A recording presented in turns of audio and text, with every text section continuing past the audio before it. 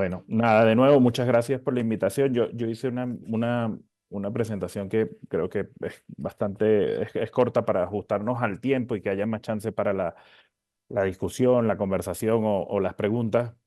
Solo decirles brevemente que, bueno, Armando Info, del medio que hago parte, es un medio venezolano dedicado exclusivamente al periodismo de investigación. Ya tenemos 11 años eh, eh, funcionando y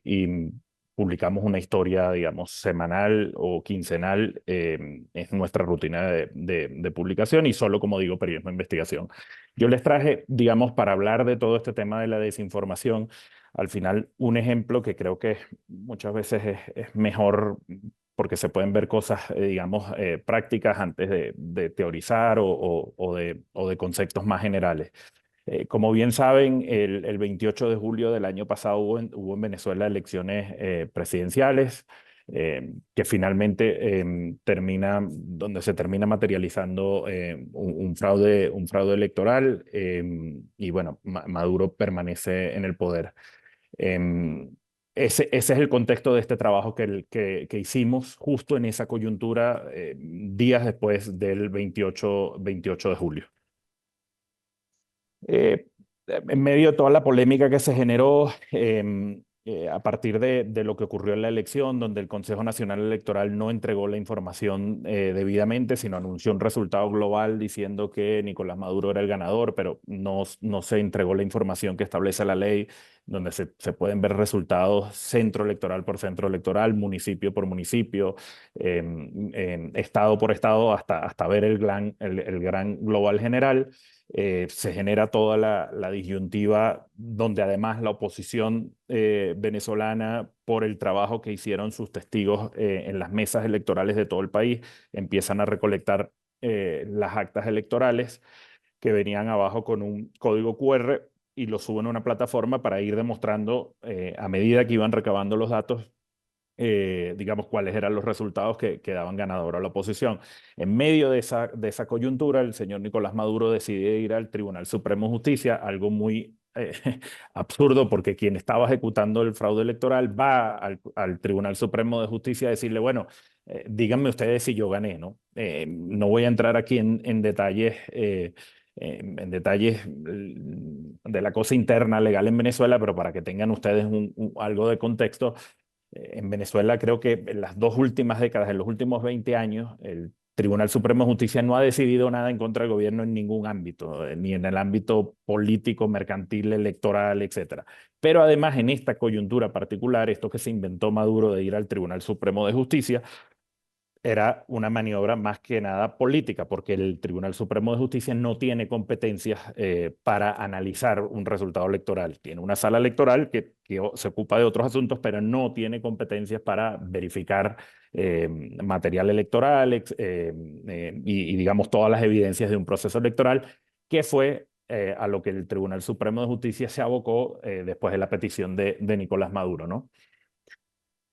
Y aquí es donde se pone buena la historia, aunque bueno, se pone buena no, digamos, desde el punto de vista periodística se pone buena la historia, pero digamos, para efectos del resultado del país fue terrible. Eh, eh, una vez que el Tribunal Supremo de Justicia decide, bueno, seguir la indicación de Nicolás Maduro, lo que empezamos a ver nosotros en Venezuela, en los venezolanos, la opinión pública era que en los medios de televisión, básicamente casi todos controlados por el Estado, empezamos a ver imágenes de este tipo, ¿no? Donde veíamos que el Tribunal Supremo de Justicia en su sala electoral instaló una supuesta área de peritaje, ¿no? Que como digo, el Tribunal Supremo de Justicia no tenía competencias para esto.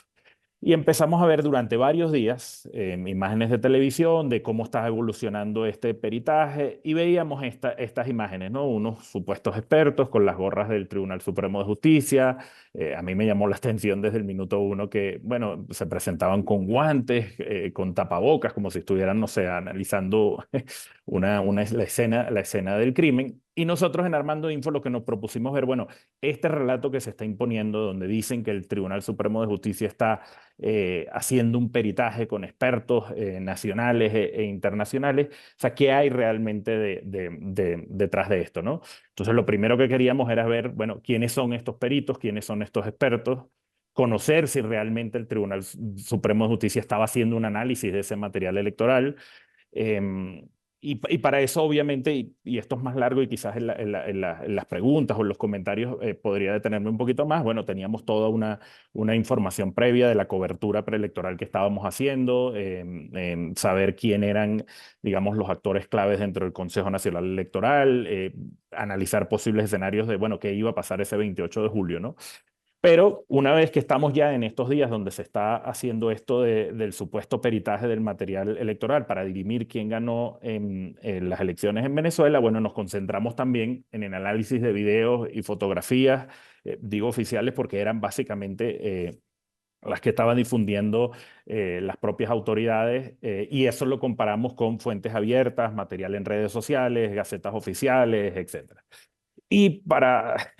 digamos, nuestra sorpresa, que empezamos a ver, ¿no? Que toda esta gente que estaba haciendo esta labor de peritaje bajo el paraguas de supuestos expertos, en realidad era una gente que hacía parte del propio Consejo Nacional Electoral, es decir, del organismo responsable del fraude y que no cumplió con lo que marca la ley a la hora de entregar los resultados. Y empezamos, por ejemplo, a descubrir quién era quién en estas sesiones de peritaje. Y lo que logramos ver es que todos eran prácticamente actores claves del propio fraude electoral. Eso, entre otras cosas, explicaba por qué aparecían con este aspecto, como decía, no sé, como de detectives de CSI, con guantes y tapabocas, gorras. En realidad lo que estaban buscando era ocultarse lo más posible. Así fuimos descubriendo uno a uno varios de los integrantes que estuvieron ahí. Este es solo un ejemplo, que era una persona clave en la estructura política del CNE y fungió como uno de los supuestos expertos peritos en ese proceso de auditoría que estaba haciendo el Tribunal Supremo de Justicia. Este es otro caso de otro funcionario que estaba, es el que está sentado aquí también al frente de la computadora, de la laptop. Descubrimos que era esta persona, comparando obviamente con información de fuentes internas, pero como decía antes, todo un trabajo de análisis de los videos contrastando después los nombres en redes sociales, en perfiles, por ejemplo, de LinkedIn, en las redes sociales otras, Instagram, Facebook, Twitter, todas las que conocemos.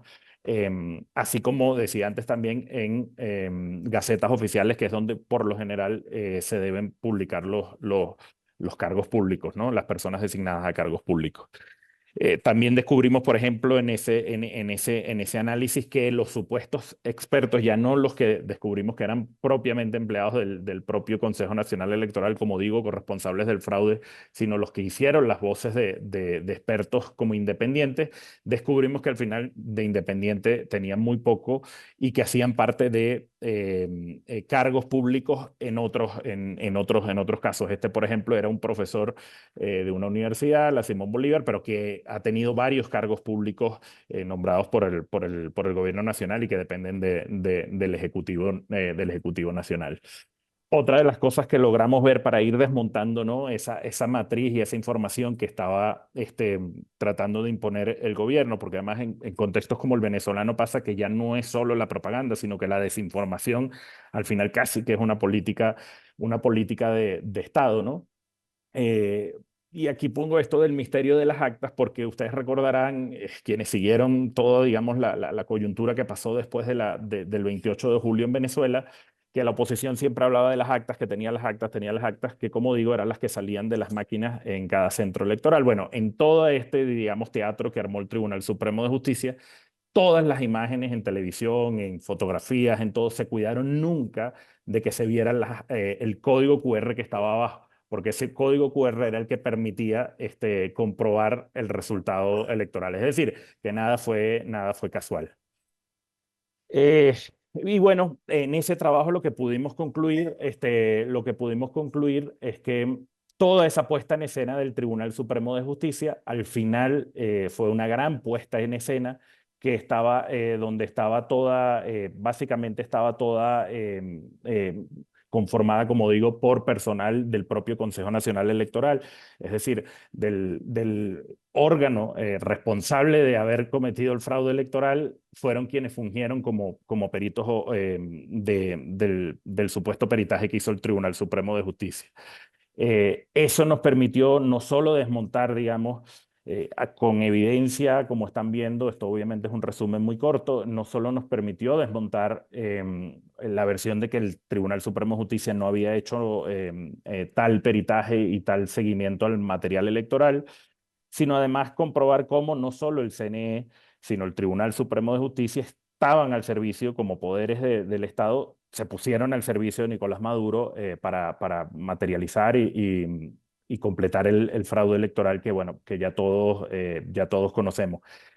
Esa versión de que se estaba haciendo el peritaje fue la que usó Nicolás Maduro en su momento para, bueno, transmitirle a los cuerpos diplomáticos, a las embajadas, a las cancillerías del mundo, decir, no, pero es que el Tribunal Supremo de Justicia es el que está dirimiendo esto y ya se va a resolver cuando ellos terminen de analizar el material. Entonces, con este trabajo, digamos, nosotros lo que logramos fundamentalmente verificar es que esa, digamos, premisa fundamental que estaba distribuyendo Nicolás Maduro para decir que lo que había ocurrido en la elección, digamos, había estado todo en orden y que ya el Tribunal Supremo de Justicia, como en otros países, dirimió este asunto, en realidad era una gran mentira, ¿no? Y yo creo que, y solo a modo de conclusión general, creo que es como una prueba, digamos, de lo que puede hacer el periodismo, no solo con el tema de la desinformación, sino sumémosle además en contextos muy cerrados y autoritarios como es el contexto venezolano, diría que hasta casi que con pocos recursos, cruzando obviamente información de fuentes, digamos, confidenciales, con los datos que son públicos, abiertos, redes sociales, etcétera, logramos, digamos, poner en evidencia una gran desinformación que se estaba, digamos, diseminando desde el propio gobierno de Nicolás Maduro. Básicamente eso era lo que yo quería compartirles, lo dejo hasta aquí.